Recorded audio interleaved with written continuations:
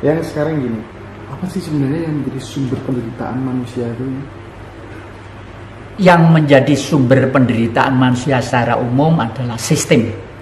Ya, selama sistem itu masih tidak dirubah secara frontal dengan istilah revolusi, tidak akan selesai. Perubahan itu harus secara komprehensif dan holistik ya? Iya, betul. Ya, karena apa? Karena sejak tahun 65 sampai sekarang masih banyak orang yang punya kepentingan, keuntungan untuk memanfaatkan kekayaan negeri ini.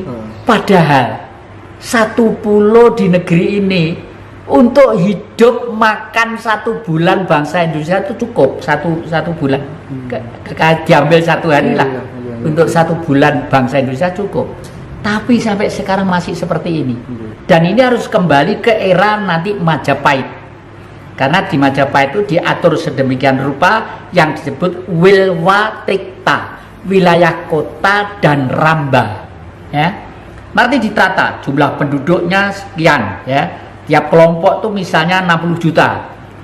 Misalnya saya 60 juta lalu saya melahirkan anak saya melahirkan lagi harus pindah dari ring itu, di luar ring itu. Satu rumah di sana, ada pun tiap hari makan ke sini boleh, tapi harus mendirikan rumah di sana.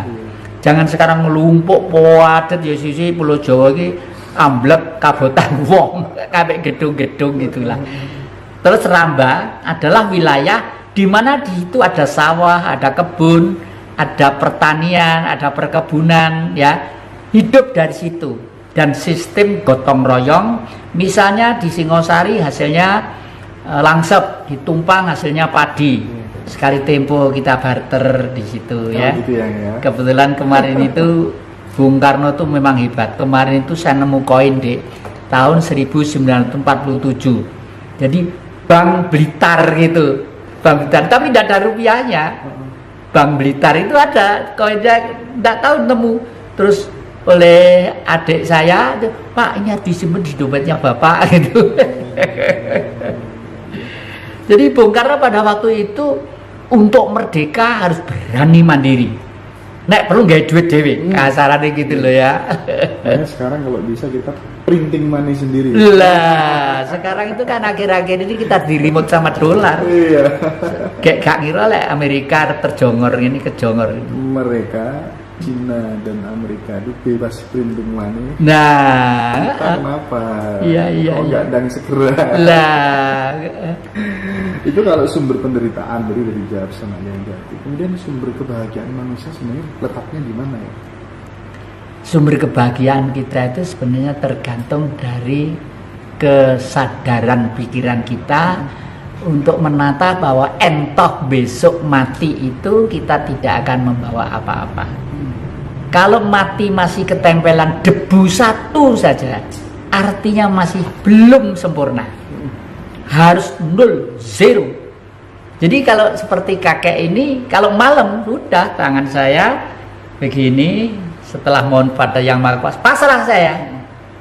Saya mohon maaf sebesar-besarnya ya Sang Maha Pencipta, kalau entoh hari ini saya harus berakhir, mudah-mudahan saya sudah ikhlas, mudah-mudahan anak cucu saya, bangsa saya dikaruniai kebahagiaan gitu. Adapun besok pagi masih waras seger, turut pasar, turut aki-akian, turut rombeng, kono deh. Itu dalam rangka supaya kemudian hati kita ketika kembali kepada Yang Kuasa tidak ada kemelekatan sedikit pun dengan yang namanya dunia. Iya, meskipun kadang-kadang wong nulung ini kadang-kadang sik kepentung juga gitu loh. Tapi itu udah nggak apa-apa. Jadi memang romantika hidup, romantika. Tapi itu PR-nya setiap manusia harus itu ya. Harus seperti itu. Mulai karena itu sekali lagi satu sadar bahwa alam itu perwujudan Allah. Ya. Bahwa rumah itu sekecil apapun ya harus bersih, harus indah bersih dengan penuh cinta kasih. Itu karena sudah merupakan rasa syukur ya. Cucu-cucu saya itu sudah seneng nyiap nih sesaji kalau mau Jumat Legi gitu. Padahal laki-laki, padahal dosen sudah. Cucu saya itu sudah asisten dosen, sudah dosen juga gitu. seneng seperti itu, ngerti ya, semua raji gitu, mbah iki melok seneng gitu terus ayem itu ono sing terus nih gitu ya. Oke. Kemudian ini bicara tentang nasib yang jadi. Yang jadi melihat nasibnya manusia itu sebenarnya yang menentukan itu Tuhan ataukah manusianya sendiri sebenarnya? Yang menentukan manusianya sendiri. Manusianya sendiri. Iya, nggih. Tuhan tidak akan lalu apa Tuhan ngurusi jati. Memangnya jati itu istimewa.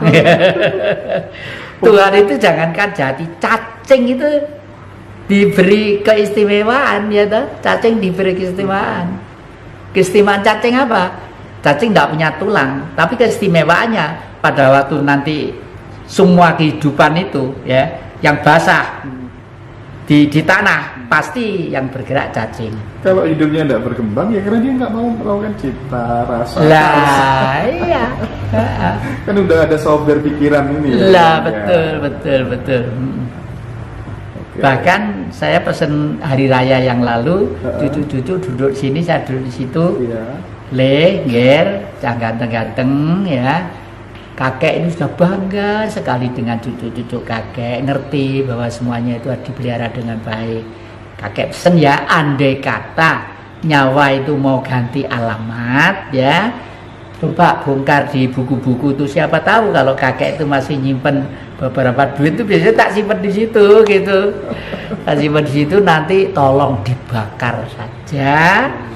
Terus abunya itu satu ditaruh di pedepokan saya di Singosari, sudah saya buatkan tempatnya gitu. Yang satu kalau ke laut selatan males, dibuang aja di Sungai Bangau, entah nanti akhirnya ke laut. Iya. Kenapa kok seperti itu? Semakin cepat hablur jasmani ini kembali ke alam sebelumnya semakin bagus. Semakin bagus. Jadi kalau dikomparasikan nih, antara dikubur di dalam tanah sama dibakar, yang cepat habis kan yang dibakar ini. Yang dibakar. Dan kalau secara budaya dikubur di dalam tanah, saya itu pada waktu sebelum puasa itu nyekar ke leluhur-leluhur di Samaan, di Sukun, di Gribek itu rumputnya itu segini-gini alang-alangnya. Ya. Karena anak sekarang rajin gini aja di depan TV aja. Enggak diopeni loh. Dan saya tidak mau besok makam saya hanya seperti itu ya. Lebih baik dikuaning segoro kentang wis. Iya. Tapi ya tidak bisa dicentralisir juga ya. Iya. Entah kalau udah mati dibakar nggak sakit. Betul. Tapi memang ada pertanyaan itu ya. Jadi kenapa kok ada yang dikubur di tanah, kenapa ada dibakar? Nah ini lebih cepat yang mana itu ada pertanyaan itu. Itu budaya, keyakinan manusia aja. Kembali kepada orangnya ya. Semua motivator hampir sepakat dengan dasarnya kekuatan pikiran manusia. Bagaimana yang Jatikusumo? Apakah juga sepakat juga tentang? Waduh, sangat sepakat. Jadi kalau non jauh nggih, saya itu cita-cita saya menjadi raja. Lo kan aneh. Nah, jadi raja. Itu baik senengannya ketoprak baik waktu mesti begitu. Tapi tidak tahu kenapa, karena saya itu dalang ya. Dalang, makanya sistem politik di Indonesia itu sebelum kembali sebagaimana Mahabharata dan Ramayana mengajarkan tidak akan selesai. Tidak akan selesai. Kenapa pengen menjadi raja? Raja itu cukup seseorang ya yang sadar dirinya untuk pasrah demi kepentingan yang diperintah. Contohnya adalah Puntadewa. Puntadewa itu lambang seorang pemimpin ya, sederhana, pakai gelung mau ikat dicencangin itu, nggak pakai sumpah, nggak pakai ini. Kalau saya masih embel-embel macam-macam ya, karena artis ya. Tapi raja tidak seperti itu. Entah tidak mungkin nanti seorang raja digulani kendaraannya carikan lenai sitok rada murah, mesti paling tidak negaranya kaya dicarikan yang teristimewa, Rolls kayak apa kayak ya toh gitu. Makan tidak boleh berasin syukur angger, mesti paling tidak dicarikan yang bagus. Malah ini dulur-dulur datang kita akan kembali ke sistem makan lama. Oh gitu ya. Yaitu cara Majapahit apa? Oke. Jagung cantel. Pak Win itu teman saya itu mau membudidayakan jagung cantel. Dan buah mojo itu merupakan buah yang istimewa.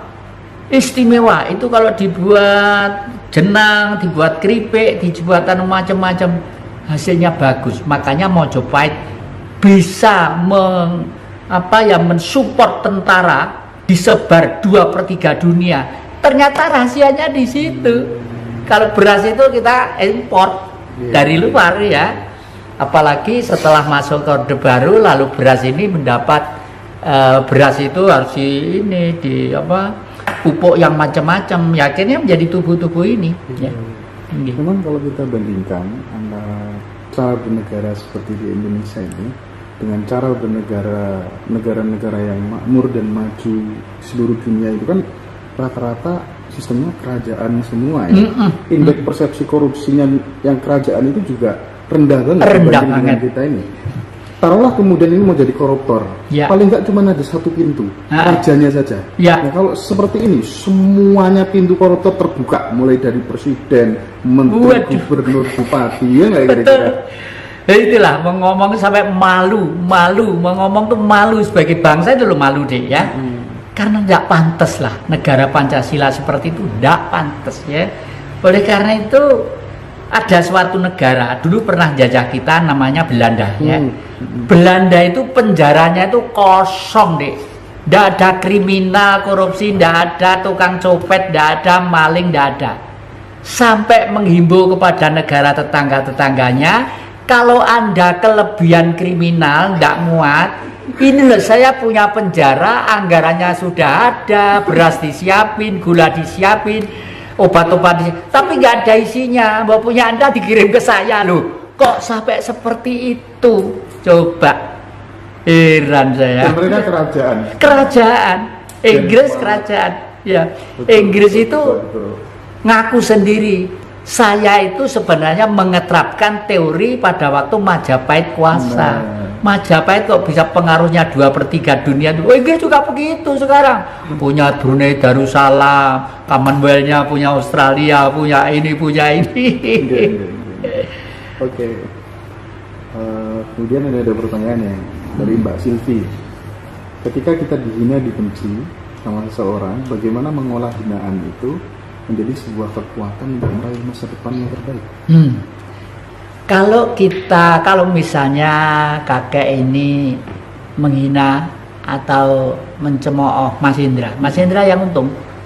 Karena endapan kekeliruan Mas Indra disedot saya. Itu. Oleh karena itu dengan keyakinan hukum cinta kasih tadi itu, saya tidak sampai nyedot kesalahan orang untuk numpuk ke spirit saya, ke jiwa saya itu. Oleh karena itu hukum cinta kasih, kasih sayang, kamu adalah saya, kami adalah kita, itu hukum yang bagus. Oh iya, oke, udah terjawab.